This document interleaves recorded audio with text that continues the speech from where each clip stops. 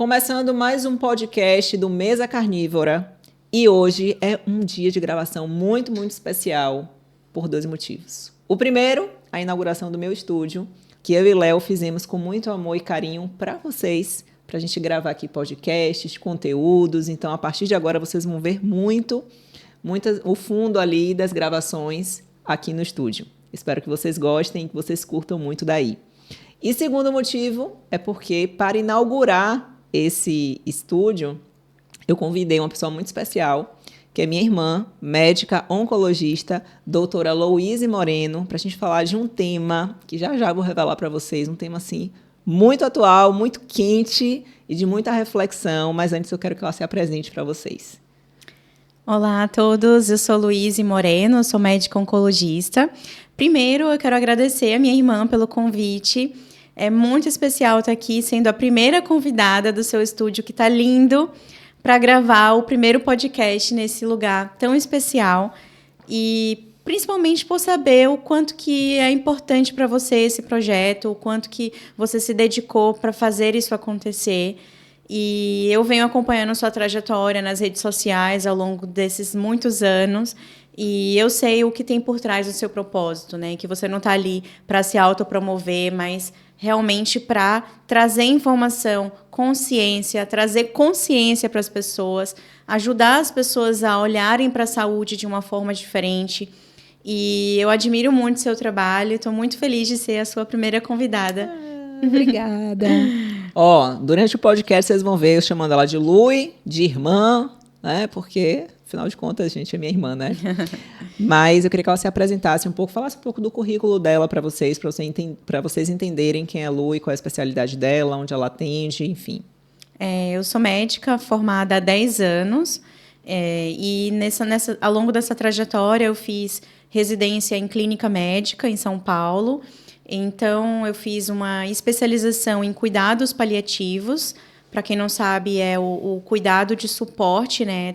Cuidados dos sintomas e tentar melhorar a qualidade de vida das pessoas que estão enfrentando por processos de saúde. Então, esse particularmente é um pilar que eu levo para mim no meu dia a dia, né? Tentar sempre não só prescrever medicamentos, mas olhar para a saúde, para os sintomas, para a qualidade de vida dos meus pacientes.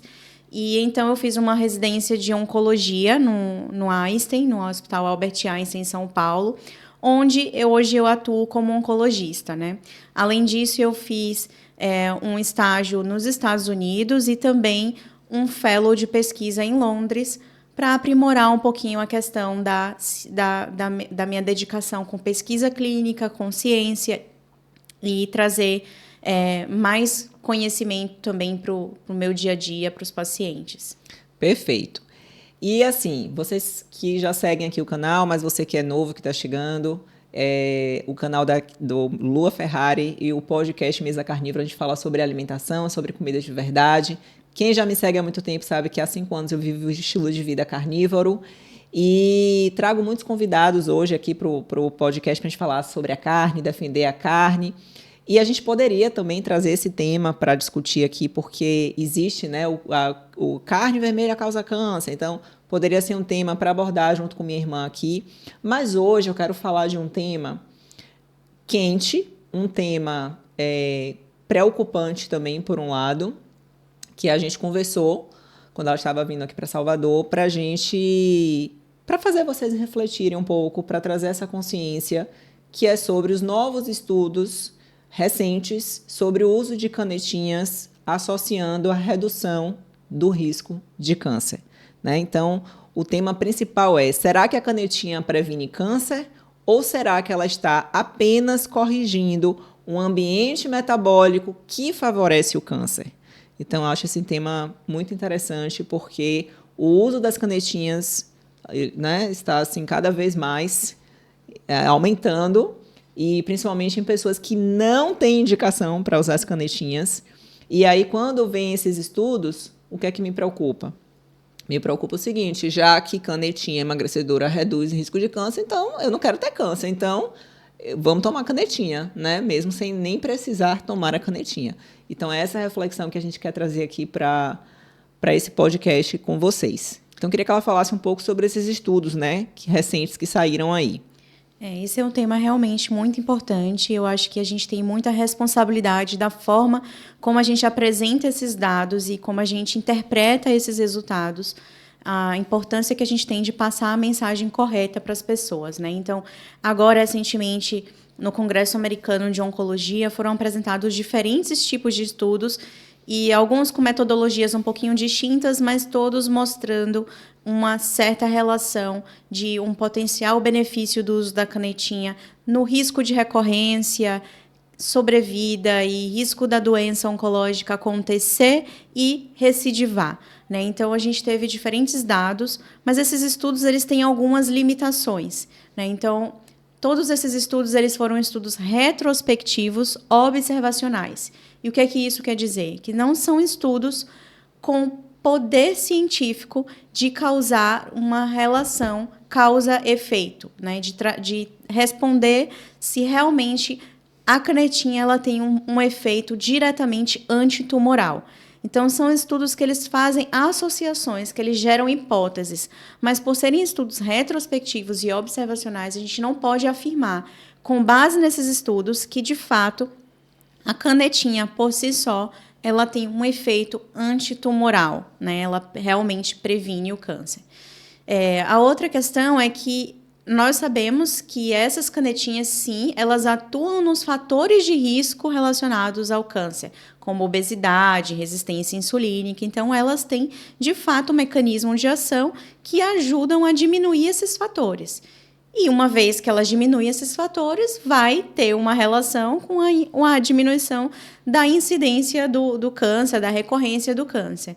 Mas a grande pergunta, né, a grande discussão aqui não é a gente trazer que a gente não concorda, que a canetinha não tenha benefício, mas a gente trazer qual que deve ser o protagonista, né, na diminuição do risco de câncer. É a canetinha ou é a gente agir no controle do metabolismo, na diminuição dos fatores de risco que aumentam o risco de obesidade, o risco de resistência insulínica e o risco de câncer? O que é que me preocupa, principalmente, assim, eu ainda não vi as notícias de mídias, assim como jornais grandes, com aquelas manchetes, né? Porque vão aparecer, provavelmente, aquelas manchetes sensacionalistas dizendo canetinha emagrecedora reduz risco de câncer. Isso me preocupa profundamente, porque a pessoa ela vai realmente achar que ela vai precisar usar a canetinha porque ela não quer ter câncer.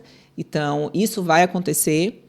E os médicos que defendem o uso da canetinha, né? Porque tem gente que defende com unhas e dentes o uso da canetinha, que, enfim, fazem a medicina baseada nisso, né? Nesse resultado da canetinha em pacientes que não precisam utilizar as canetinhas, vão pegar esses estudos observacionais e vão dizer, tá vendo aí? Olha, estudo aqui que saiu fresco, tantos por cento de redução de risco de câncer para risco de câncer tal com o uso da canetinha. Tá vendo que eu estou dizendo que a canetinha ela é maravilhosa? Né? Então, isso me preocupa. Por quê? Porque o que é que está, como o Luiz falou, o que é que está por trás? Qual o resultado que a canetinha dá? É isso que a gente tem que buscar. E esse resultado, eu só consigo com a canetinha? Né? Tem que ser através da canetinha? E os estudos a longo prazo das canetinhas eu tenho?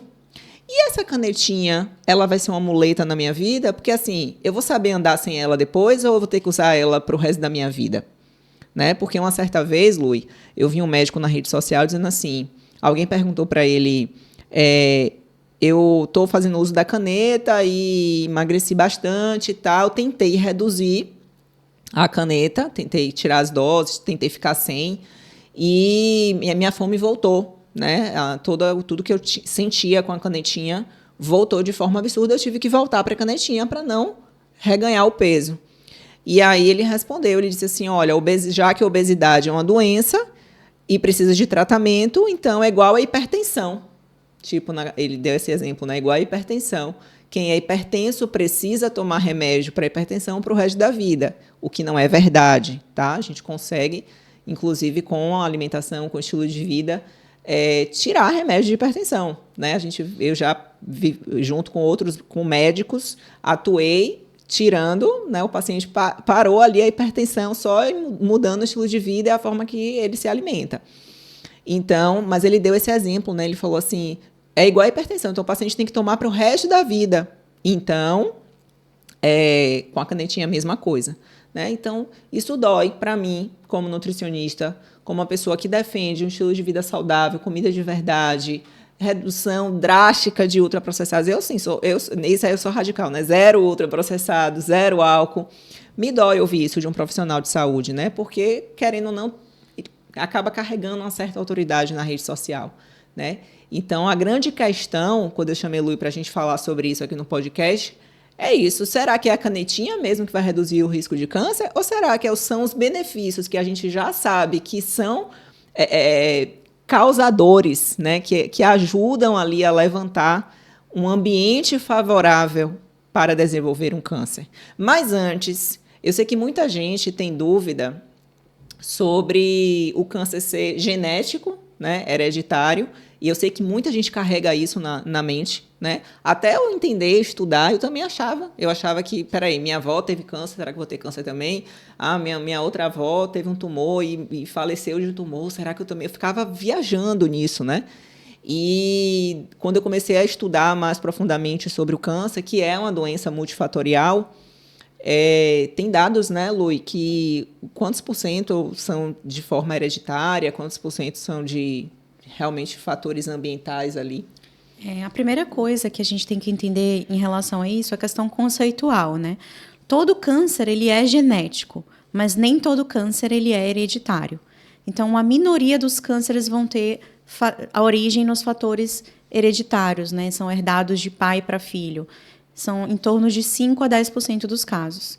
A grande maioria vão ser relacionados a fatores ambientais, potencialmente fatores de risco modificáveis, e esses fatores ambientais, embora sejam fatores ambientais, eles agem atuando na genética das células. Então, por isso, eu falo que todo câncer é genético. Porque fumar, né, quando você fuma, você está exposto a toxinas que vão atuar no mecanismo celular, genético celular, e vão aumentar o risco de câncer. Quando você ingere álcool, você também vai atuar na genética das suas células através do mecanismo de ação que o álcool vai ter danificado as suas células. Então, sim, mesmo os fatores de risco ambientais, eles têm uma relação com a genética. Uhum. Mas a diferença é que eles são modificáveis, eles podem ser modificáveis ao longo da vida, através da mudança de estilo de vida, de uma dieta saudável, de fazer atividade física, de evitar se expor a essas toxinas, poluição do ar, cigarro, álcool, alimentação rica em ultraprocessados, em açúcares. Então, todos esses fatores, eles vão agir no mecanismo celular que vai aumentar o risco de câncer. Isso considerando que a gente está se expondo àqueles fatores ao longo de uma vida inteira. Perfeito. Né? Então, quando eu falo o meu cuidado com os pacientes em relação a essa orientação, é que muitas vezes os pacientes chegam com um diagnóstico de câncer, a gente faz muitas vezes um teste genético para saber se o câncer teve uma origem hereditária ou não. E quando o paciente não tem um câncer que foi hereditário pelos testes genéticos, ele pergunta, mas meus filhos têm um fator de risco aumentado? E muitas vezes eu falo sim, mesmo que não tenha fator hereditário no teste genético. Por quê? Porque o ambiente em que aquela família está inserido, muitas vezes é um ambiente em que nunca se preocupou com alimentação, que nunca se preocupou com o estilo de vida. Então, ao orientar o meu paciente sobre essa importância, eu também estou orientando a família inteira. Perfeito. Proporcionalmente, acho que 5 a 10% dos cânceres são hereditários e a grande 90% a 95% são realmente influenciados por ambiente, pelo estilo de vida, pelo metabolismo, né, pela obesidade, tabagismo, Sim. álcool. Então, gente, assim, fazendo analogia, é como se a genética fosse uma arma. Mas quem vai apertar o gatilho dessa arma é o metabolismo, né? É seu estilo de vida, é como você se alimenta, é como você dorme, é como você vive a sua vida, né? Então, é isso que vai influenciar muito o aparecimento de uma doença como o câncer. Perfeita, né? essa analogia. Então, é sobre isso, tá? Porque eu quis trazer isso porque muita gente acha que, não, na minha família ninguém teve câncer. Então, tá tudo bem comigo, né? E aí a pessoa não se preocupa com esse lado, né? E antes da gente entrar no próximo tópico, eu queria falar muito sobre obesidade e resistência à insulina, porque são duas condições que estão muito associadas ao desenvolvimento, ao aparecimento do câncer. Como é que está hoje a questão dos pacientes, do perfil, né? Hoje a gente, pelo menos eu tenho visto, você que está ali na prática clínica já há um tempo, tanto como residente e agora como médica, pessoas mais jovens, né? Sim. Com câncer. Assim, a gente tem observado um aumento do risco de câncer em alguns cenários. Por exemplo, o câncer coloretal tem aumentado a incidência na população jovem. E é um câncer que a gente tem estudos mostrando uma relação aí com a questão metabólica, com a questão de obesidade. Um outro câncer que também tem aumentado em pessoas jovens é o câncer de mama, que historicamente está muito relacionado, não todos os casos, mas muitos casos relacionados à questão hormonal, né, da mulher pós-menopausa, a mulher que tem um risco aumentado de ter uma síndrome metabólica, principalmente na pós-menopausa. Mas a gente tem visto também um aumento dos casos na mulher jovem. E isso é muito preocupante, né, porque historicamente foi muito bem divulgado e muito bem conscientizado na população a questão do tabagismo e a questão do álcool. Então, muitas vezes a gente vê os pacientes chegam com diagnóstico e falam, doutora, mas eu nunca fumei, eu nunca bebi. E por que eu tenho câncer? Então, historicamente, culturalmente, já está muito bem relacionado a essa questão desses fatores ambientais com câncer, mas pouco relacionado à questão da resistência insulínica, por exemplo. Sim. E que a gente tem visto cada vez mais que os estudos têm mostrado essa relação. Então, não é só o paciente obeso com IMC alto, é o paciente que tem uma resistência insulínica. Acho que você pode explicar isso melhor, né, do ponto de vista metabólico. Saúde metabólica não necessariamente significa que é só a pessoa que está com sobrepeso. Tipo assim, eu tenho um metabolismo ruim, e aí com isso eu tenho sobrepeso, eu tenho um excesso de gordura corporal, eu tenho obesidade, né? IMC hoje, gente, é algo que antigamente a própria nutrição tratava muito com IMC, né? Encaixar o paciente ali no IMC, mas o IMC ele não conta a história toda. E eu posso estar enganada, meu marido é cirurgião, está aqui na sala com a gente, mas hoje talvez o IMC sirva mais para classificar o paciente para uma cirurgia bariátrica. Mas para a nossa prática clínica, com profundidade, a gente vai olhar metabolismo, a gente vai olhar histórico de vida, histórico alimentar daquele paciente, a gente vai olhar insulina, a gente vai olhar se esse paciente tem uma insulina crônica alta por muito tempo, que é a hiperinsulinemia, que está associada ao aparecimento do risco de câncer. Então, assim, a gente tem resistência à insulina em alta na população, a gente tem inflamação crônica, a gente tem esteatose hepática, que é a gordura no fígado. Com isso, a gente tem aumento do IGF-1, que é um marcador, né? A gente tem alterações hormonais. Então, assim, eu preciso olhar esse paciente, o metabolismo desse paciente que vai conversar comigo, para dizer, não é o IMC, entende? Sim. Não é se ele está assim. A gente tem pessoas magras que têm resistência à insulina. A gente tem pessoas magras, né? A gente olha e fala, não, aquela pessoa ali não está acima do peso. Mas é uma pessoa que está destruída por dentro, que está com o metabolismo destruído, que está desnutrido, né? Então, a gente tem que olhar realmente com integridade, com a complexidade que o corpo humano requer que a gente olhe, né? Então, quando a gente traz esse elo, né, que a gente tem ali a obesidade, a resistência à insulina, o câncer, o que acontece? Um paciente, por exemplo, que come muito carboidrato, e aí ele come carboidrato, e ele começa a dar picos e picos e mais picos de insulina, e começa a ficar resistente à insulina, ele vai criar um ambiente favorável ao câncer. Então, como ela falou, muitas vezes o paciente fala assim, poxa, mas eu não fumava, eu não bebia, por que eu desenvolvi câncer? Vai lá, dá uma rastreada ali como é que é a alimentação desse paciente. Vê se ele não tem uma resistência à insulina associada, né? Vê se ele não tem ali uma gordura visceral que está associada à resistência à insulina, né? Então, você vai buscar, né, essa causa e muitas vezes você vai encontrar ela nesse metabolismo, né? Eu acho muito importante essa discussão, que não é trazer para o paciente a culpa, Sim. né? Não é trazer para o paciente que já está enfrentando um processo de um diagnóstico, de trazer, olha, você está com esse câncer porque você comeu errado a vida inteira. Então, não é esse o propósito, mas o propósito é trazer a consciência, né, de como a gente pode melhorar as coisas daqui para frente, não só em termos dos pacientes que já estão com diagnóstico, que vão fazer um tratamento que a gente quer evitar o câncer de voltar, mas também aqueles que não têm câncer e querem prevenir de ter um câncer. E eu acho que o mais importante desses estudos da canetinha é trazer justamente essa conscientização.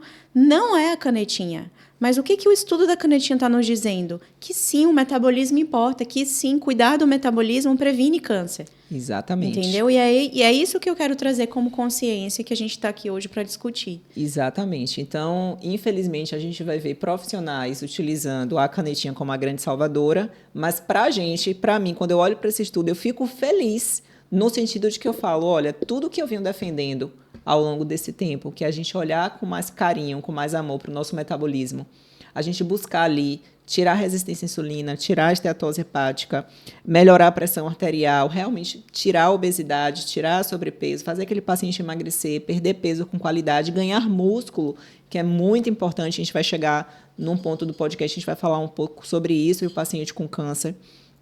Então, eu fico feliz porque traz, né, à tona o que a gente já sabe na prática clínica, né? Quem trabalha com comidas de verdade. Então, a pergunta passa a ser a seguinte: se eu melhorar esse ambiente metabólico do meu corpo, eu vou reduzir risco de câncer? Provavelmente sim. É isso que o estudo está trazendo. Exatamente. Né? Então, assim, emagrecer, aí o paciente tem que fazer atividade física, né? Tem estudos que mostram até que a atividade física algo de recidiva com alguns Sim. tipos de câncer, né? Os benefícios da atividade física são inúmeros, né? Eu poderia fazer um podcast só listando esses benefícios, mas, assim, os principais, por exemplo, nós temos estudos, a gente teve um estudo de câncer de colo retal, em que avaliou os pacientes submetidos à cirurgia, quimioterapia e fazer ou não atividade física associado ao tratamento. E a gente viu que os pacientes que fizeram um programa de atividade física regular, eles tiveram menos recidiva da doença. Então, a atividade física não é um detalhe, a atividade física faz parte do benefício do tratamento que eu estou oferecendo para o meu paciente, de diminuir as chances da doença voltar, de aumentar a sobrevida dos meus pacientes. Então, a atividade física ela não é um detalhe, ela é parte do tratamento, eu prescrevo para os pacientes. A outra coisa é a importância da atividade física no controle dos sintomas dos pacientes, inclusive, que estão em tratamento oncológico. Então, a gente tem dados mostrando que a atividade física é a melhor opção para diminuir a fadiga dos pacientes com câncer que estão em tratamento, que é o principal sintoma relacionado à maioria dos tratamentos oncológicos, é fadiga, indisposição, cansaço. Então, mesmo que a ciência lá atrás, os médicos antigamente falavam para os pacientes que estavam em tratamento oncológico, você tem que se poupar, não faça atividade física, fique em repouso. E hoje a literatura, a ciência está mostrando que é o contrário. A fadiga do paciente com câncer, ela melhora com atividade física. Então, obviamente, o paciente tem que seguir um programa de atividade física com responsabilidade, com orientação profissional, mas é o que tem de mais benefício para o paciente para melhorar o sintoma da indisposição. Né? E a outra coisa é a questão da aptidão cardiorrespiratória. A gente tem dados mostrando, foram avaliados mulheres, o nível de aptidão respiratória num teste ergométrico, e quanto maior o condicionamento físico, menor o risco de câncer de mama nessas mulheres. Ou seja, não é apenas fazer qualquer atividade física, é ter um programa de atividade física regular, com condicionamento físico, né, que a pessoa realmente tenha ali um esforço dentro das condições dela, das limitações dela, que vai ter benefício na prevenção do câncer. Perfeito. E nada disso vai ter dentro da canetinha. Pois é. Né? A canetinha não vai fazer atividade física no nosso lugar. Tem lugar. muita gente que, inclusive, está com disposição por conta da canetinha. Então, Sim. Esses dias eu recebi até um amigo lá em casa que estava fazendo uso da canetinha. Ele chegou destruído, ele chegou, preciso de um café, eu preciso de alguma coisa que me dê energia. Por quê? Que você está assim, fadigado, sabe? Não, porque eu estou fazendo uso da canetinha. Então, assim, a gente tem que ter também esse ponto de atenção, gente. Né? Então, a gente vê hoje as canetinhas, as pessoas com dificuldade para bater proteína, né? Porque ela reduz o apetite, então, de forma drástica, e aí a pessoa não consegue comer. Muitas vezes a pessoa que usa a canetinha, ela não se desfaz dos hábitos antigos. Então, como a gente tem um retardo do esvaziamento gástrico, fica com aquela plenitude gástrica, o que acontece? O paciente, como ele ainda não se desapegou da alimentação velha, né, da alimentação ruim, da alimentação trash, o que é que ele faz? O pouco que ele consegue comer, ele come de bobagem, né? E aí ele não consegue realmente bater a cota de proteína. Esses dias eu vi até uma nutricionista sugerindo que o paciente que estava fazendo uso da canetinha use o whey protein para bater a cota de proteína. Quer dizer, por quê? Né? Será que é esse o caminho? Será que a gente terceirizar a nossa saúde para não comidas de verdade, né? Para poder bater a tal da cota de proteína? Você confia o que está dentro daquele pote de whey? Será que é só o whey mesmo? Será que algo que tem naquele whey também não é ruim para a sua saúde? Então, são questionamentos que a gente precisa fazer, né? Vira e mexe, a gente vê. É industrializado, né? Exatamente, é um alimento processado, né? Então, você tem que confiar muito o que é que tem dentro ali do seu pote, né?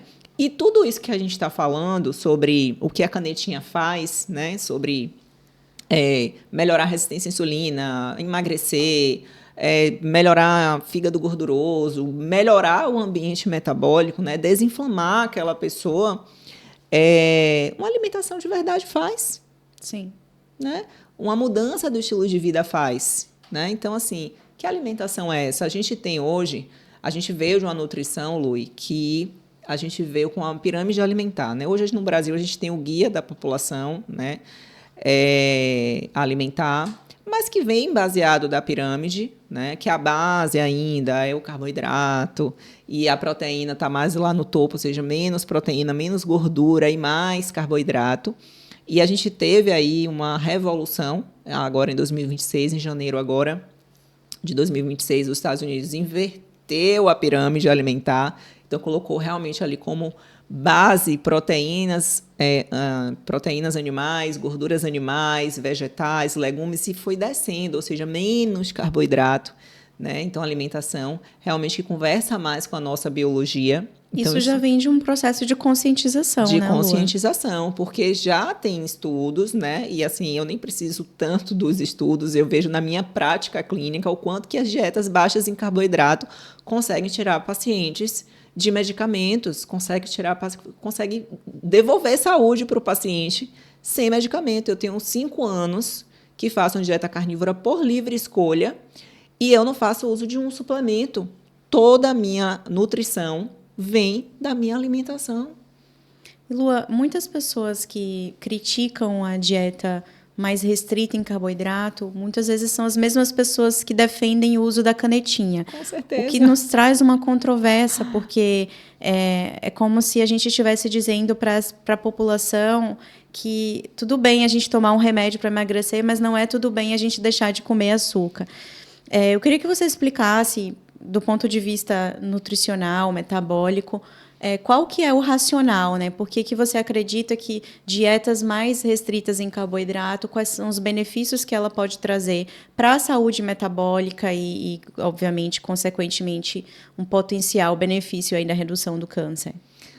Bom, como a gente falou, o câncer é uma doença multifatorial, a gente não dá para a gente apontar assim um culpado, né?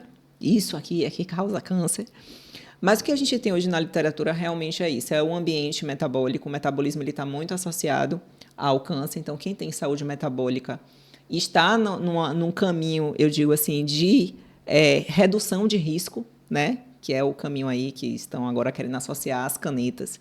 E, por exemplo, gente, quando a gente fala em uma dieta muito alta em carboidrato, a gente faz uma grande relação com essa insulina alta o tempo todo. A insulina, inclusive, é um tipo de exame que há pouco tempo atrás não era tão pedido. As pessoas avaliavam muito a glicemia do paciente só em jejum, mas muitas vezes a insulina já estava gritando que aquele paciente já tinha um problema metabólico, né?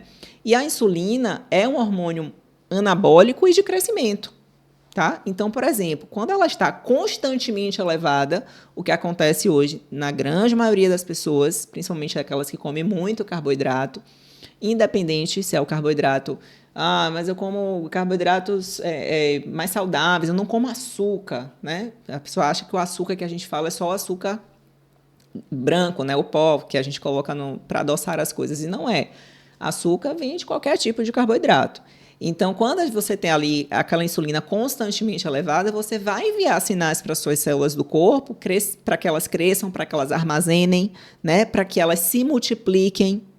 Então, o problema é que as células tumorais, aí você pode dizer com mais propriedade, podem responder a esses sinais também.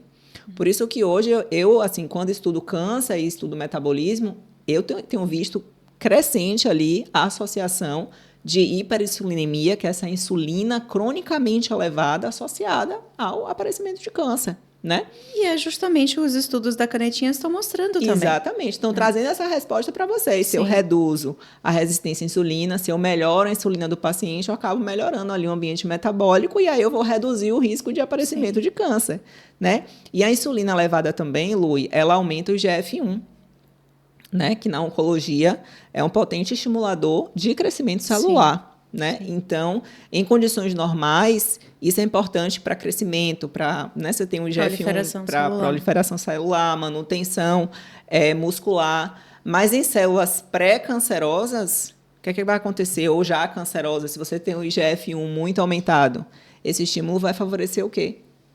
A proliferação. A proliferação, né? Então, assim, basicamente, o que você está querendo dizer é que todos esses benefícios que a gente vê na canetinha, a gente poderia ter através de uma dieta mais comida balanceada. De verdade. Eu não gosto, irmã, eu não gosto nem da palavra equilibrado e nem da palavra balanceado, certo. Sabe?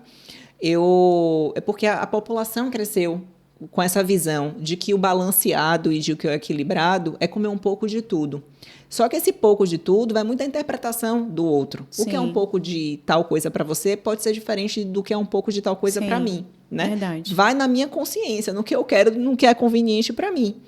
Então, depende da sua régua, né? Para aquela quantidade. Então, o que a gente tem hoje é hiperinsulinemia. Hoje, ela está associada, muitas vezes ela vem junto com fígado gorduroso, com gordura visceral, com inflamação crônica. Ela não está perdida sozinha. Ela sempre vem associada a disfunções imunológicas, né? Então, o paciente ali, você vê que tem, muitas vezes, uma doença autoimune. Às vezes, você vê uma associação ali com a insulina alta. Então, quando a gente faz uma alimentação, comidas de verdade, dando prioridade para proteínas e gorduras animais, e aqui eu não estou dizendo que todo mundo tem que comer igual a Lua Ferrari, que hoje só se alimenta com proteínas e gorduras animais e que tem prosperado assim, mas baseado em comidas de verdade, dando ênfase para o que realmente o corpo necessita, porque proteínas são essenciais, a gente precisa obter da alimentação, gorduras são essenciais, a gente precisa, carboidratos eles não são essenciais, mas eles podem entrar, mas eles não podem ser a base, eles não são essenciais. Sim. Entendeu? Como que algo que não é essencial para o meu corpo foi a base da alimentação de muitos anos da nutrição, né? Então, é algo que desconecta da realidade e quando você vai avaliar a história, você vê isso. Você vê, poxa, quando começou essa tal da pirâmide alimentar, que as pessoas passaram a comer uma base alimentar rica em carboidratos, olha o tanto de doenças que cresceram, obesidade, sobrepeso, resistência à insulina, fígado gorduroso. E muitas vezes, gente, são pessoas que chegam no... Mas eu como saudável. Sim. Mas ali tem uma gordura visceral, porque come errado. Come excesso do que não é para comer, né? Então, esse é um ponto, assim, muito importante para a gente trazer em relação às dietas mais baixas em carboidratos mesmo, né? Eu defendo porque não são essenciais. Então, a gente pode ter na alimentação, mas de forma muito... não como base. Ou quando eu vou num restaurante mesmo, ou quando eu estou na praça de alimentação de um shopping, eu vejo, tá? Eu fico vendo ali os pratos da galera e tal. E o que é que eu vejo? Eu vejo que a galera bota muito carboidrato pouca proteína, começa a comer muitas vezes pelos carboidratos e não consegue, no final, comer a proteína, ainda larga um pequeno pedaço da proteína no prato. Essa é a realidade. Lua, eu que particularmente sigo uma dieta mais restrita em carboidratos, e muitas pessoas me perguntam, né, como que eu tenho energia para fazer tanta coisa, porque eu treino, eu trabalho, eu estudo, e não me falta energia. Hoje eu não sinto falta de comer carboidrato para ter energia. Não acho que a dieta 100% restrita em carboidrato é uma dieta para todo mundo, mas eu particularmente sigo e fico muito bem com essa dieta.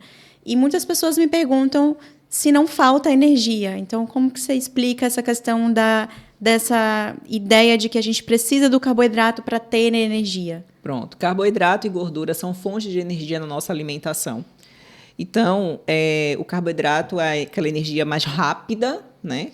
Mas ele também vai te dar, muitas vezes, aquela queda logo depois. Ele te dá aquele pico de energia, mas depois te dá aquela queda de energia. A gordura animal, ela é uma gordura mais estável. Então, ela vai te dar uma energia mais estável, né, durante o seu dia, digamos assim. E essa gordura, ela, tanto quando a gente está ali numa cetose nutricional, quando a gente está ali com baixos carboidratos na dieta, que a pessoa fala, não é possível, a pessoa treina em jejum, ou a pessoa não come quase nada de carboidrato, ou faz uma dieta cetogênica, come só até 20 gramas de carboidrato e tem essa energia, justamente mostrando o ponto, como que essa energia é tão boa. Conversa tanto com a nossa biologia, com o nosso cérebro, né? Nosso cérebro dá uma clareza mental, dá um foco fora do normal, né? Antigamente tinha muito aquilo, vai fazer vestibular, tem que levar um chocolate para dar energia durante a prova, né? Tudo errado. A gente precisa ter uma energia estável, não é um pico de energia em um determinado momento e depois uma queda de energia, né? E não é falando mal dos carboidratos, mas a energia que vem da gordura é uma energia muito mais sustentável, uma energia muito mais realmente linear, digamos assim. E óbvio que ninguém que faz hoje uma alimentação rica em carboidrato amanhã vai dizer assim, vou parar de comer carboidrato e aí vou ter essa energia, vou fazer um crossfit, vou pegar muito peso na academia, vou fazer uma corrida de 10 quilômetros. Você não vai conseguir, porque muitas pessoas hoje têm um metabolismo que está dependente da energia do carboidrato. Então, você precisa agora treinar esse metabolismo, né? Fazer com que ele reaprenda a voltar ali para a biologia dele, de quando vocês eram bebês, por exemplo, para que ele use a gordura, ele comece a usar, entenda que ele precisa usar a gordura como fonte de energia. E aí é que tanto a energia vem da alimentação, como também vem do nosso corpo, né? A gente usa isso, transforma em corpos cetônicos, e aí tem essa energia maravilhosa no corpo. E não só de ter a energia, mas o processo do emagrecimento ele vai ser mais rápido e eficaz quando a gente usa a gordura, não o carboidrato, ou não. Pronto, o que é que acontece? As canetinhas, a indústria é esperta. Vocês acham que a indústria está de brincadeira com vocês? A indústria não está de brincadeira, não, eles são espertos. As dietas mais baixas em carboidratos, elas fazem com que o nosso corpo produza o GLP-1. E aí, não só o GLP-1, como outros hormônios, mas vou falar do GLP-1 porque que todo mundo conhece, né? Então, ela dá essa sensação de saciedade, de plenitude gástrica, né? Retarda o esvaziamento gástrico, dá um sinal para o cérebro que não precisa vir a fome agora, porque está saciado. Só que as dietas baixas em carboidrato fazem isso de forma natural e fazem sob demanda. Na hora que o corpo quiser, vai sinalizar a fome e a fome vem. Diferente das canetinhas. Então, a indústria ela percebeu que o GLP-1 era importante para isso.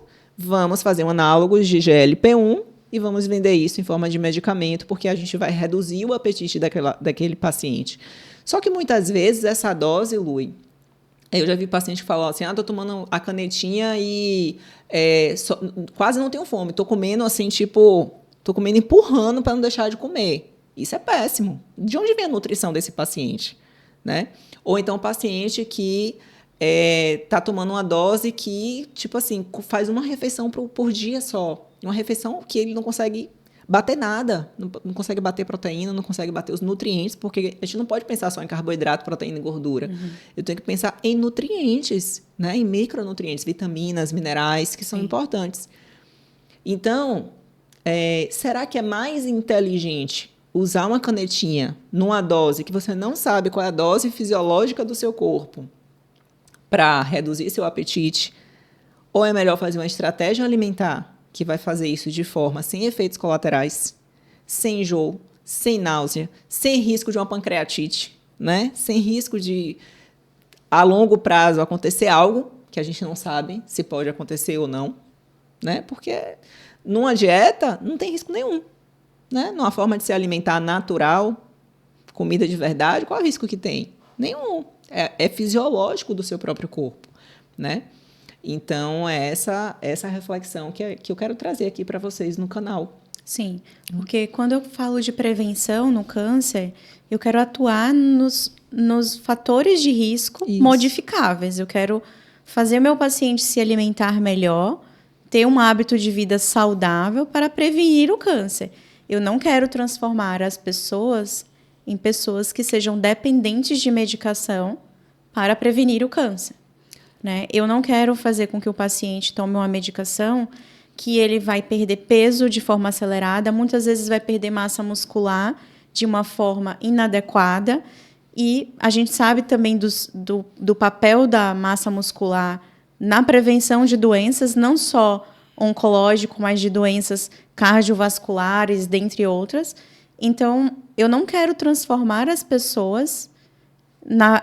levar a ideia para as pessoas que elas precisam de medicação para prevenir o câncer, sendo que a gente está conversando aqui que exatamente os efeitos da canetinha a gente pode atingi-los através de mudança de dieta, de mudança de estilo de vida. De forma natural. De forma natural. Sob demanda do seu corpo. Gente, a melhor coisa é sob demanda. Vocês sabem o que é sob demanda?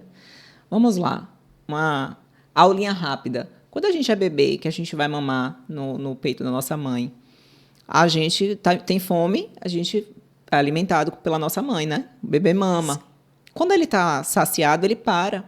Quando ele quer novamente comer, ele chora, a mãe dá o peito, ele vai lá e de novo.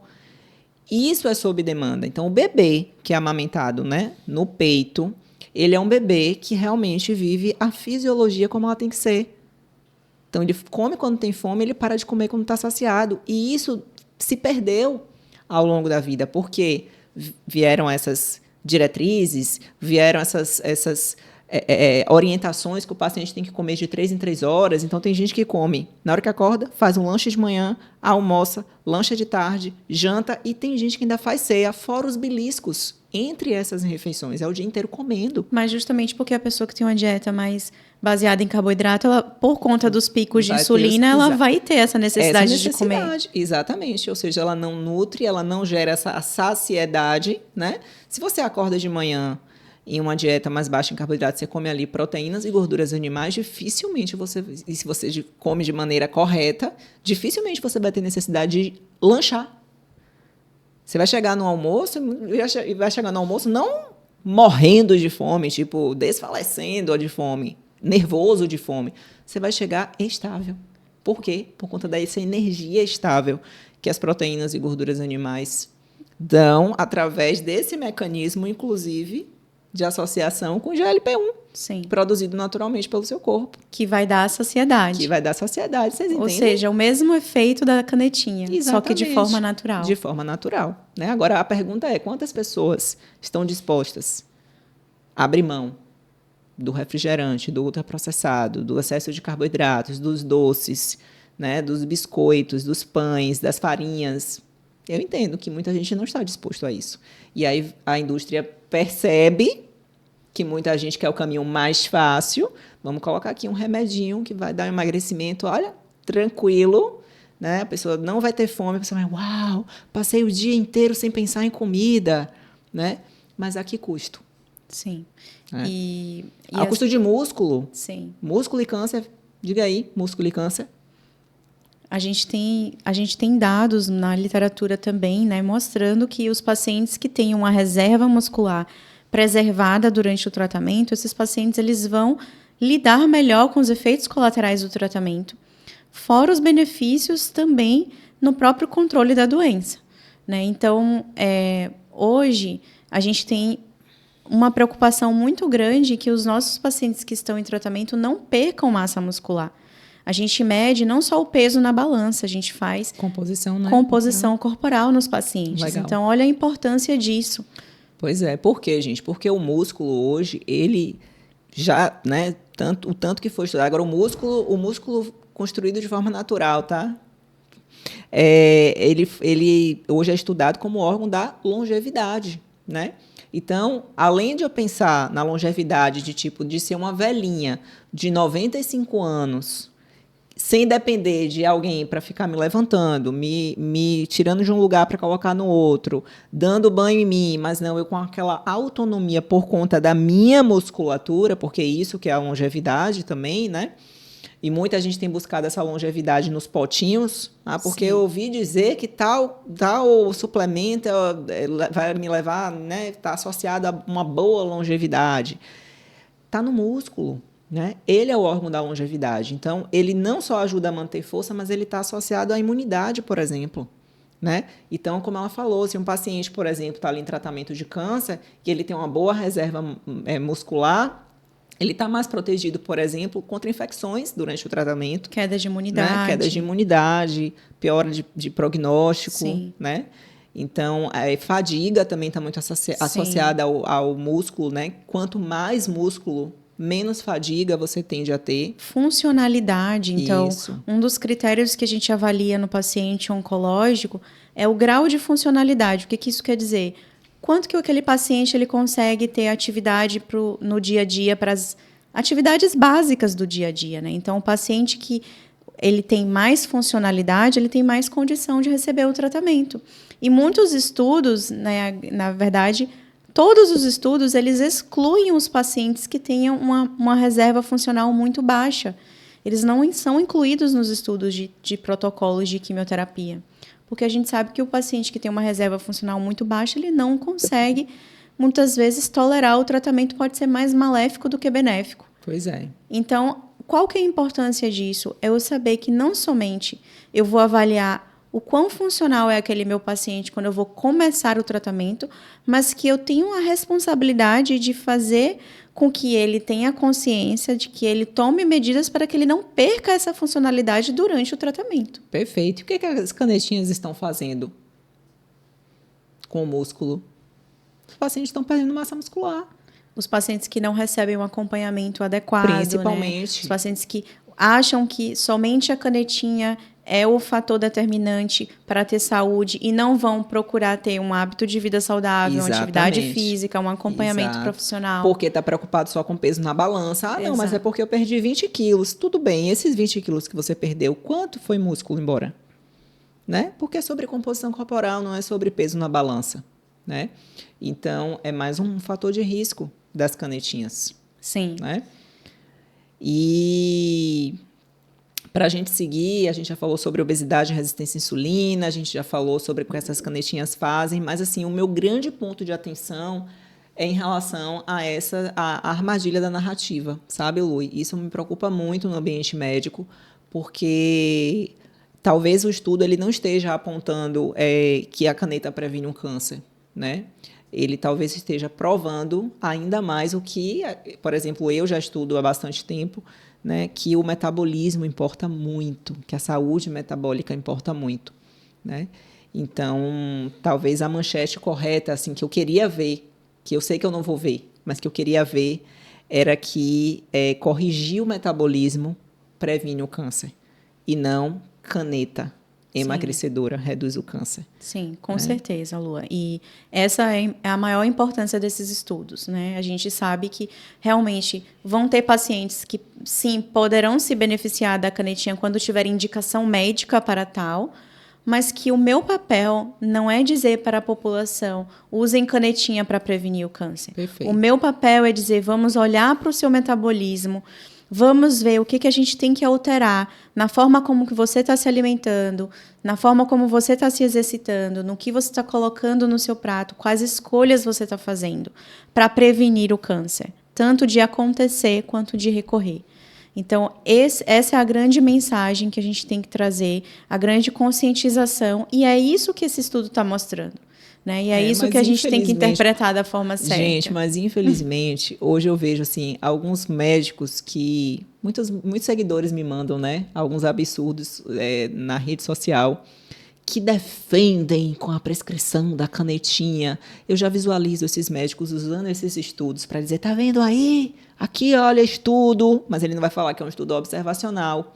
Ele não vai interpretar criticamente, né? Não vai fazer uma análise crítica desse estudo para dizer, opa, peraí, a canetinha, ela está reduzindo o câncer de mama em tantos %. Por quê? Peraí.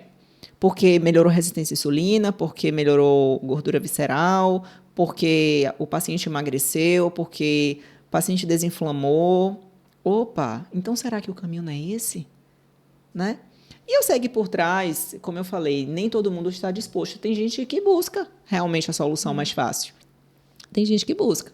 Mas a conscientização que a gente quer trazer aqui para vocês e a grande reflexão é confiar num medicamento, ficar dependente do medicamento, ficar dependente dessa muleta para ter saúde. Será que esse é o caminho mais inteligente? Né?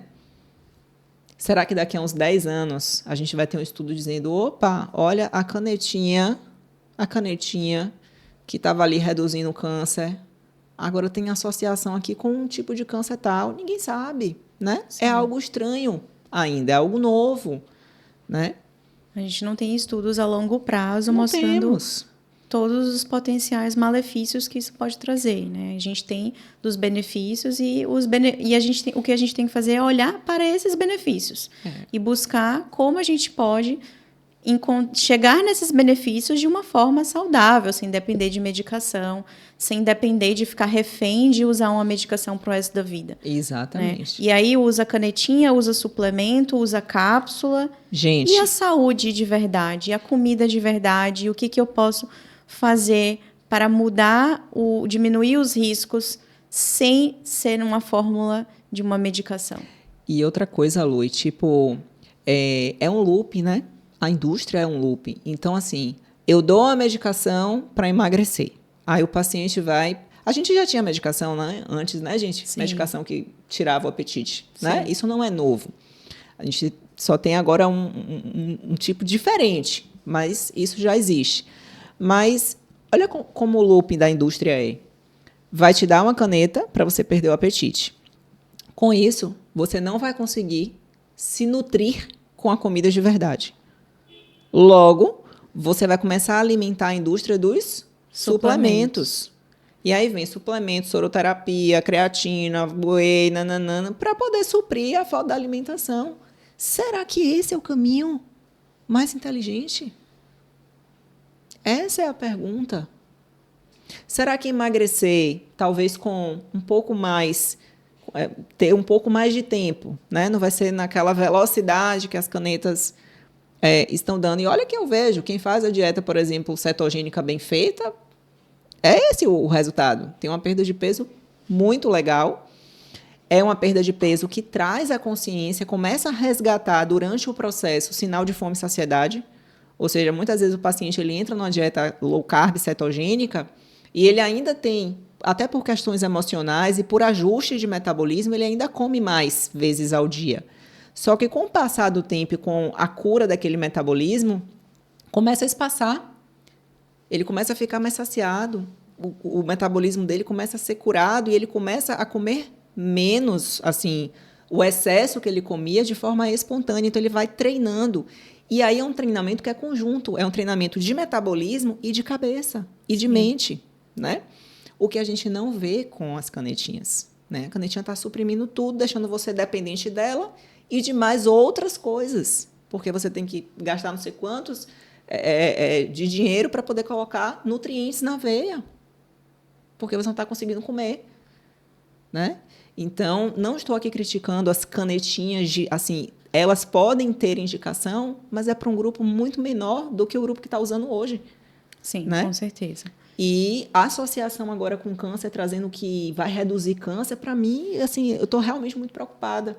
Então, eu quis trazer esse assunto aqui para o podcast justamente para acender esse alerta em vocês, né? Se vocês verem algum médico na rede social falando, assim, eu vou ver muitos nutrólogos, eu vou ver muitas pessoas que defendem o uso da canetinha trazendo esses estudos. Então, fiquem atentos em relação a isso. Reduzem por quê?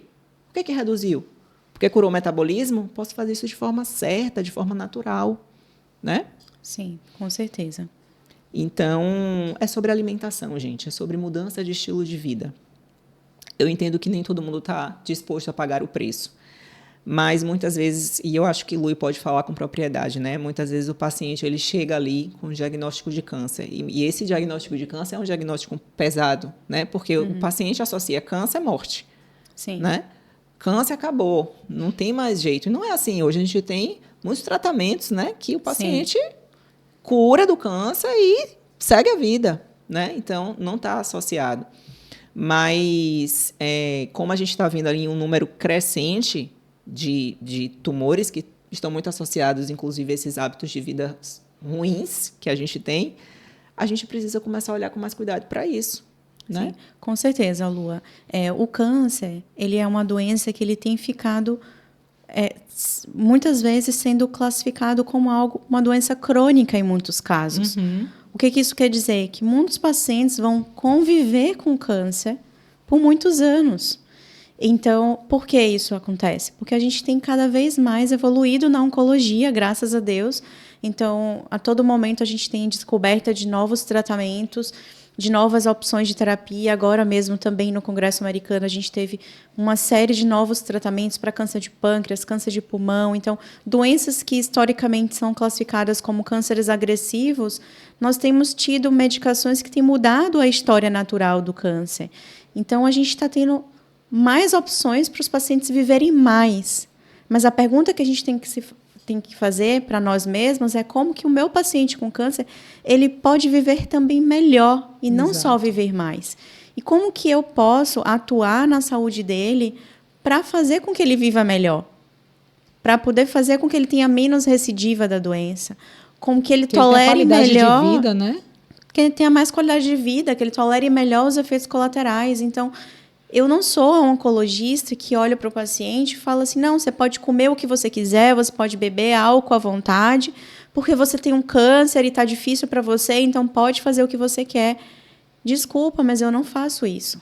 Eu me preocupo e eu tenho a responsabilidade de falar para o meu paciente, olha, as escolhas que você faz são suas, mas o meu papel é te orientar Perfeito. de como você pode lidar com isso de uma forma mais saudável possível.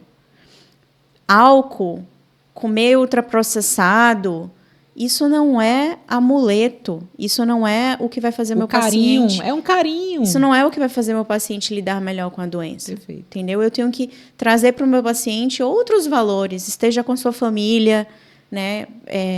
Seja através de você encontrar ferramentas de suporte nas pessoas que você ama, na espiritualidade, mas não em comer qualquer coisa, não em beber álcool.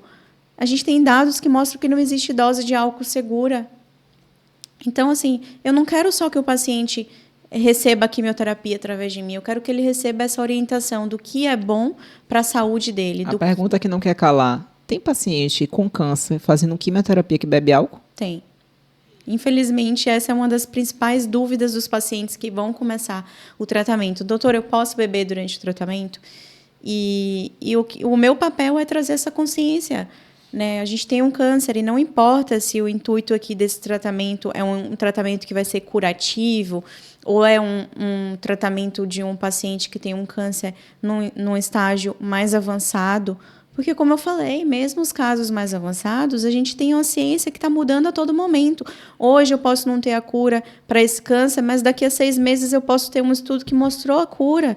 E aí eu perdi a chance de dar para o meu paciente a oportunidade dele saber que ele também tem um papel durante essa trajetória do tratamento de fazer medidas que pode diminuir a recidiva, que pode diminuir o risco da progressão do câncer. E através da alimentação saudável. Eu não vou falar para o paciente que está em quimioterapia para beber álcool, porque eu sei que ele vai, além de aumentar o risco dele em relação ao álcool, ele vai ter mais náusea, ele pode ter um vômito. que aí ele está fazendo quimioterapia, que já aumenta o risco de náusea, eu vou falar para ele beber? Para quê? Perfeito. Porque ele precisa da bebida para socializar? Não. Eu vou incentivar o meu paciente a socializar, a viver a vida de uma forma mais saudável. Perfeito. Mesmo após o diagnóstico do câncer e por conta do diagnóstico do câncer. Prevenir isso, gente. É mudar a mente, a mentalidade, não só do paciente, mas daquela família, daquelas pessoas que estão ali no cuidado dele. De que eu quero que aquela família, que aquelas pessoas que estão juntos com o paciente também tenham uma alimentação saudável. Isso. Que aquele ambiente seja saudável. E trazer essa consciência é muito importante, por quê? Porque muitas vezes, assim, quando eu atendia como nutricionista, eu já atendi alguns pacientes com câncer, eu já atendi alguns pacientes já com alguma doença instalada, né? Ah, Lu, acabei de descobrir que eu estou com diabetes. E aí, a busca por curar aquilo é o que vai motivar, depois que a doença está instalada, né? E aí, o que eu quero trazer para vocês, o que eu trabalho, assim, arduamente para trazer nesse canal, nas minhas redes sociais, a gente pode prevenir tudo isso. Eu posso prevenir diabetes, né? Porque hoje todo mundo pensa assim, mas é idoso, tá com quantos anos? Não, é normal. Esses sintomas da menopausa? Não, é normal, é da idade. Não, mas é normal. Essa idade tem uma barriguinha? É normal, né? A gente não pode normalizar, né? É comum. Comum é diferente de normal, né? São duas coisas completamente diferentes. Então, a gente tem que buscar essa prevenção. Não é depois que está instalado, não. É antes. Né? E, assim, historicamente, por exemplo, no caso da diabetes, a gente já tinha nas diretrizes que pré-diabetes, aumento de resistência insulínica, é tratado com mudança de estilo de vida, primeiramente. Exatamente. A gente não prescreve medicação de diabetes para o paciente que está iniciando um quadro de resistência insulínica. A primeira recomendação pelos guidelines é a mudança do estilo de vida. Exato. Então, por que a gente vai prescrever canetinha para todo mundo prevenir o câncer? Pois é, porque as pessoas querem o mais fácil. Essa é a realidade. Eu quero o mais fácil. Eu quero mais rápido, eu quero mais fácil. E essa mentalidade precisa mudar. Porque esse mais fácil, esse mais rápido, não necessariamente vai sustentar. Você vai conseguir sustentar isso, né? E você pode ter outros prejuízos. Sim. Né? Perda de massa magra, tudo aquilo que a gente já falou, perda de massa magra, redução dos nutrientes no seu corpo, então você começa a ficar desnutrido e depender cada vez mais de indústrias de cápsulas, de potes, que para mim isso não é saúde, né? O que é que adianta você ter um peso ideal, mas você está refém de pagar todo mês um valor para continuar sem apetite, pagar todo mês um valor que não é barato, né? De whey, porque você tem que bater a proteína, de vitaminas, porque você não consegue sustentar através da alimentação, né? E o curioso, Lu, é que muitas pessoas elas vão em busca desses potes, desses suplementos, dessas estratégias alternativas, buscando ter saúde. Então, qual que é a importância do nosso papel? É justamente a informação, né? Porque, por exemplo, muitas vezes tem pacientes que chegam para mim e falam: doutora, mas eu como tão saudável. Eu pergunto: o que você come no café da manhã? Para começar, pão integral todos os dias. Bom, um pão integral que é feito para durar na prateleira do mercado. Uns 15, 20 dias. Sem deterioração. Quanto que tem ali de conservante dentro daquele pacote? E o quanto esses conservantes, essas químicas estão associadas ao câncer? Pois é, mas as pessoas pensam que é saudável por ser integral. Então, a indústria, e por muito tempo, muitos nutricionistas até recomendavam para as pessoas comam pão integral. Mas será que o pão integral é saudável? Não, não e não. Né? Porque se está ali durando tanto tempo, a base de conservantes não deve ser saudável. Ultraprocessado, gente, se vocês pegarem os ultraprocessados, pacotes, tá? Quando a gente fala ultraprocessados, são esses alimentos que vocês vão, muitas vezes, ver embalado no supermercado e olhar o que tem na lista de ingredientes, porque muita gente, Lui, olha só o rótulo, Exato. a tabela nutricional. Não, isso aqui é baixo em carboidrato. Não, isso aqui tem uma proteína boa. Não, isso aqui tem pouca gordura saturada. Aí a pessoa se preocupa com isso, né? Mas e a lista? Você sabe o que de fato você está comendo? O que aquela mistura ali é o quê? Quando você vai olhar, são mais de 20 ingredientes misturados Muitos deles você não sabe nem falar o nome. E muitas químicas, muito em códigos. INS não sei o que lá, INSX, INS55. Químicas. Para onde é que essas químicas estão indo? Né? Então, são pontos para a gente alertar, né? Para a gente ficar em alerta. Só reforça o nosso papel de trazer informação, né? Da gente trazer para as pessoas que a alimentação com base em comida de verdade, menos ultraprocessados, quer dizer, zero ultraprocessados, né? E ter uma alimentação, seguir um nutricionista. Se você não consegue, você não sabe por onde começar, né? Muita gente não sabe como fazer a dieta.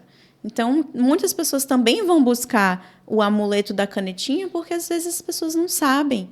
Às vezes, elas não querem ir no nutricionista porque sabem que vão sair com uma dieta, um cardápio que eles precisam seguir, que muitas vezes que ninguém vai seguir aquele cardápio que muitas por muito vezes tempo. não respeita o que funciona para a pessoa ou e não. não é nem sobre isso, Lu. E é, assim, ninguém em sã consciência vai viver o resto da vida olhando para um papel para saber o que vai comer, gente. Isso é uma maluquice. Isso é uma maluquice da nutrição. Sim. O papel do nutricionista é orientar a comer comida de verdade.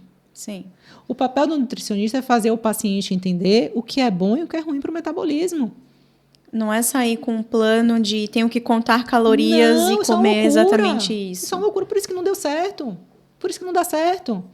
Entendeu? Por isso que muitas pessoas vivem efeito sanfona. Porque faz por um tempo, tem um resultado, aí não dá mais, aí larga, aí vai, e aí come errado de qualquer jeito. E aí, quando não está com o plano na mão, não sabe, fica perdido, não sabe o que fazer. Quando não tem o que tem no plano, não sabe o que substituir. Então, não é sobre isso. Nutrição não é sobre isso. Nutrição é a gente resgatar a nossa forma ancestral de comer, que foi como a gente evoluiu. É comida de verdade. Nossos bisavós não comiam pacotes. Nossos bisavós não usavam óleos vegetais. Era gordura animal, era banha, era sebo bovino. Como são essas... qual que seria essa recomendação geral para as pessoas? Comida de verdade. Como seria essa alimentação com base em comida de verdade? Comida de verdade, com base, quando a gente fala base, em maior proporção, o que é essencial para o nosso corpo, proteínas e gorduras animais. Então, carne, ovos, peixes, frangos, tem que ser o centro da sua alimentação, né? Tem gente que acorda de manhã, por exemplo, e não come proteína. Tem gente que come um ovo e acha que está normal. Um ovo tem 6 gramas de proteína, é muito pouco, né?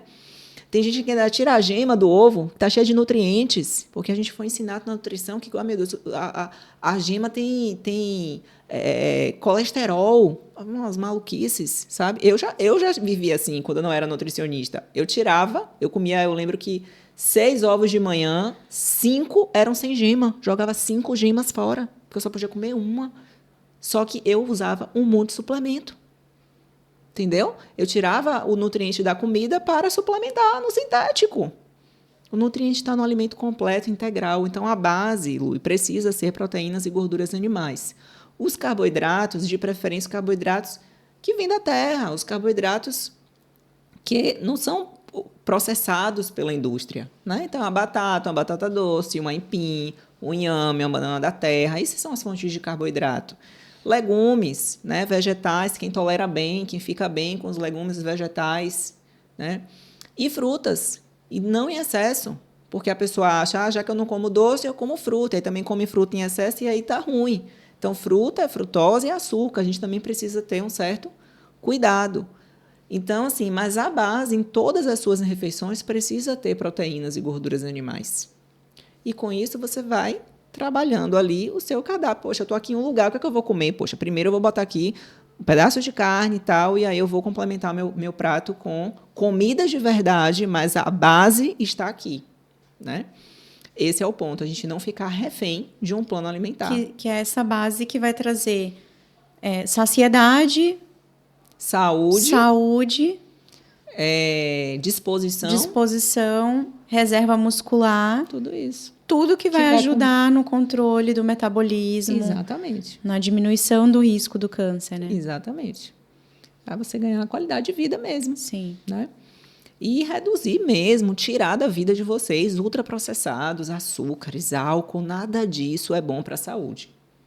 Não tem que me convença. Mas só um pouquinho. Não. seu corpo não quer álcool, né? Sim. Não quer álcool. Você quer beber, é diferente. Não, eu quero beber, me faz bem, eu não vou largar, não vou abrir mão do meu álcool, ok, mas você não vai ouvir nunca de mim, eu espero que você também nunca escute de minha irmã, que pode um pouquinho. A escolha é sua. Álcool é toxina para o seu corpo não quer, né?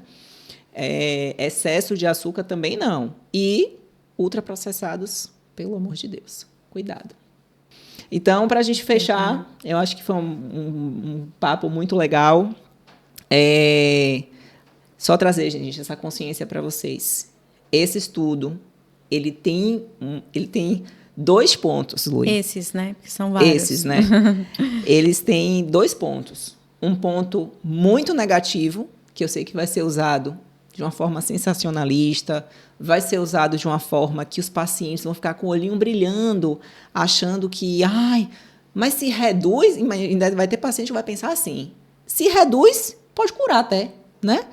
Não sei o que é que passa na cabeça de um paciente que tem essa doença. Sim. Então, existe essa grande preocupação, que é o lado negativo, de como que vai ser colocado para a população e como já tem sido colocado. E existe o ponto positivo, que só reforça o que a gente já estuda e que a gente entende que todas as doenças modernas hoje, não só o câncer que está em ascensão, mas obesidade, hipertensão, diabetes, síndrome do ovário policístico, infertilidade. Né? Eu vou contar um caso aqui rapidinho de um paciente meu que ele tinha uma filha já com a esposa, uma filha de 13 anos, e uns 3 anos antes pensaram em ter outro filho, e aí eles tentaram engravidar e não conseguiram. A esposa dele era magra, assim, tinha uma saúde boa, tinha uma alimentação assim, mais saudável, e ele estava acima do peso. Quando ele chegou para mim, ele estava com gordura visceral, resistente à insulina, com metabolismo assim, destruído. E, na época, eles tinham feito os exames para saber se algum dos dois estavam, né, com infertilidade e tal. Não estavam. Eles poderiam ter filhos, mas não acontecia. Passaram esses 3 anos, ele me buscou, né, para a gente fazer uma dieta cetogênica. Ele já estava estudando sobre isso e tal, me encontrou. E aí a gente começou a fazer isso, foi setembro de um ano, que a gente começou a fazer o acompanhamento. E aí a gente se encontrava a cada 45 dias, e ele foi tendo vários resultados positivos, ele emagreceu bastante, resolveu a resistência à insulina dele, desinflamou bastante, ganhou vida, né? E o que é mais impactante, que o paciente que ele conserta o metabolismo através da alimentação, ele não vem só mostrar o peso. O paciente da canetinha muitas vezes fala assim, perdi peso, mas estou fadigado, perdi peso, mas perdi músculo, perdi peso, mas não tenho... Né? O paciente que vai com a alimentação, que ele emagrece da forma correta, da forma que tem que ser. Natural, consertando o metabolismo, associando metabolismo e mente. Ele fala assim, poxa, perdi peso, mas olha, além disso, eu parei de ter apneia, eu parei de roncar, meu sono, já tive paciente que falou assim para mim, Lui, há muito tempo eu não sonhava, passei a sonhar. Eu tinha um sono muito picado, muito ruim, insônia. Aí a paciente fica com um sono restaurador, qualidade de vida. Né? Então, são inúmeros benefícios. Clareza mental, foco, disposição para viver. Energia, não preciso de 3 horas da tarde de um cafezinho para ter energia, não. Eu estou com energia. Né? Então, é muito legal ter esse feedback, né, que eu tive ao longo desses anos trabalhando com dietas baixas em carboidrato, porque você vê que eu estou consertando o metabolismo, porque é assim que o ser humano tem que viver. Sim. Né? E aí, quando chegou, isso foi em setembro, a gente fez várias consultas, quando chegou em fevereiro do outro ano, que a gente se encontrou para a gente fazer pequenos ajustes, eu fazer algumas leituras dos exames dele. Ele falou, você não acredita o que aconteceu. Como ele não conseguia engravidar, a esposa, eles não estavam conseguindo engravidar, eles pararam de prevenir, né? A gente deve ter algum problema, ninguém conseguiu identificar, então eles já estavam há 3 anos sem prevenir nada. E ele falou, em janeiro agora, a gente descobriu que minha esposa está grávida. Ou seja, e ele falou isso para mim, ele falou, Lua, eu não posso te dar 100% de certeza, mas assim, o que eu posso te dizer é que com a minha mudança, né, eu emagreci, eu perdi gordura visceral, meus exames estão melhores, minha testosterona subiu, meus hormônios regularam, não tenho dúvida que foi isso que aconteceu, entendeu? Sim. O problema estava em mim, estava na qualidade do meu espermatozoide. E com a mudança do meu estilo de vida, com a mudança do meu ambiente metabólico, eu consegui gerar um filho na minha esposa, né? Então, isso para mim é fantástico. É mais uma prova de que realmente a alimentação ela tem uma grande força. E não só a alimentação, gente. A gente não pode também só focar em 100% alimentação. Ela é, eu digo que ela é o carro-chefe, né? O que a gente coloca para dentro do nosso corpo é o carro-chefe que vai conduzir você ou para o caminho de doença ou para um caminho de saúde. Agora, não posso desconsiderar sono, gerenciamento de estresse, hidratação, atividade física, Sim. ganho de massa muscular, porque é um conjunto, né, de fatores. Acho que de tudo isso que a gente falou, a mensagem principal é as canetinhas, elas mostraram uma possível associação com a redução do risco de câncer, mas o protagonismo, a mensagem que a gente tem que passar para as pessoas e interpretar os dados desses estudos não é prescrever canetinha para todo mundo para reduzir o risco de câncer. É olhar para o metabolismo das pessoas, é cuidar da saúde metabólica, atividade física, dieta com qualidade, e é isso que vai reduzir o risco de câncer. Então, esse é o nosso papel, essa é a nossa responsabilidade. E é por isso que a gente está aqui hoje falando desse tema tão importante. Perfeito. E o que eu, assim, eu oro muito e eu peço a Deus que realmente tragam médicos cada vez mais conscientes sobre saúde metabólica. Eu quero ver cada vez mais médicos falando nas suas redes sobre saúde metabólica e não sobre medicamento para chegar em saúde metabólica. Pode ser uma ferramenta para algumas pessoas pontuais, com prazo de validade para sair, mas, infelizmente, não é o que a gente está vendo. Então, a gente precisa de mais médicos que falem sobre isso, porque nossas doenças, hoje, são doenças que estão associadas ao metabolismo destruído. E é isso, é importante a gente trazer aqui, né, que não é sobre demonizar a medicação, não é sobre dizer, não temos benefício nenhum da canetinha, não é sobre demonizar os carboidratos, não é sobre isso. É sobre a gente trazer a consciência. A gente está olhando para uma medicação ou a gente está olhando para a saúde das pessoas e de como a gente pode alterar essa saúde de uma forma melhor e sustentável e natural. Exato. Né? Que é a forma mais inteligente. Sim. Natural, sustentável, a longo prazo. É a forma mais inteligente. Fora isso, não é inteligente. Pensem nisso, tá? Eu quero agradecer minha irmã por ter aceitado fazer esse podcast, fazer aqui a inauguração do meu estúdio. E espero que esse tema realmente tenha alertado vocês com o objetivo que a gente teve realmente de alertar, de conscientizar e de fazer vocês pensarem do lado da tela aí sobre o uso, né, das canetinhas, tá? E quando vocês verem as manchetes, canetinha reduz risco de câncer, vocês vão lembrar da gente. Espero que vocês lembrem da gente, tá?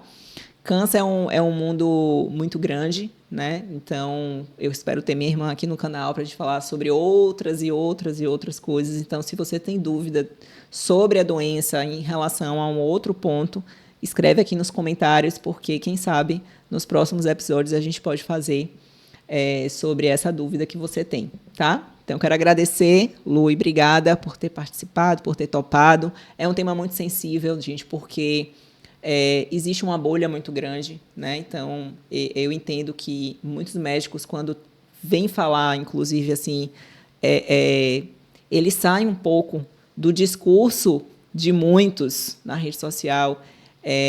Você tem que ter muita coragem, você tem que ter muita verdade para se posicionar do que realmente você defende, né? Não só escondido ali no consultório, mas dando sua voz mesmo para o que você acredita, né? Como você falou, eu não só falo sobre a dieta que eu sigo, eu não falo só sobre a dieta cetogênica, low carb, comidas de verdade. Eu vivi isso muito tempo na minha vida e vivo hoje. Então, não é só sobre o que eu penso, né? É sobre o que eu vivo. Sim, e é sobre o que eu vivo e é sobre o que eu vejo também na prática dos meus pacientes que seguem uma dieta, que fazem atividade física durante o tratamento, que se preocupam com o que colocam no prato. Eu vejo na prática a diferença desse paciente em lidar com os efeitos colaterais do tratamento. Eu vejo os desfechos dos resultados do tratamento nesses pacientes. Então, não só estou falando dos estudos, mas do que eu vejo na prática, do que eu acredito e do que eu converso com meus pacientes. Então, eu não sou uma oncologista que estou preocupada apenas em prescrever uma quimioterapia. Eu realmente quero que o meu paciente viva melhor, eu quero que ele passe por aquele momento que a gente sabe que não é fácil lidar com um diagnóstico de câncer, mas eu quero que ele passe da melhor forma possível, da forma mais saudável, e que ele também tenha a responsabilidade com a saúde dele, né? Que ele também faça escolhas saudáveis que vai ajudá-lo a lidar com os efeitos colaterais, a ter melhores resultados. Perfeito. Então, essa consciência também é algo que eu me preocupo, que eu trago no meu dia a dia, que eu vivo, que a gente vive na nossa casa, na nossa família, né? E muito disso tem o seu papel, né? Então, eu particularmente sou muito grata pela conscientização que você trouxe para dentro da nossa casa, de ser uma nutricionista que não só prega coisas que viu na internet, manchetes que são vamos postar isso porque vai viralizar. Não, eu vejo que você realmente defende o que você acredita, o que você segue, o que você fez a sua família seguir, o que trouxe resultados de saúde para a gente. E é isso, acho que a internet é sobre isso, é sobre a gente aparecer não para se autopromover, mas para a gente falar o que a gente acredita que vai ajudar mais pessoas. Perfeito. E é por isso que a gente está aqui hoje. Obrigada, viu? Por você ter vindo, ter aceitado. Então, gente, ela é de São Paulo, ela faz atendimento lá no Albert Einstein, né? A agenda está aberta. Quem precisar de um oncologista, aqui é uma indicação que eu assim confio de olhos fechados, não porque é só minha irmã, né? Mas porque conversa muito e acredita muito no que eu acredito também em relação à alimentação, estilo de vida e saúde. É isso aí. Obrigada, irmã. Obrigada. Beijo, até o próximo episódio. Tchau, tchau.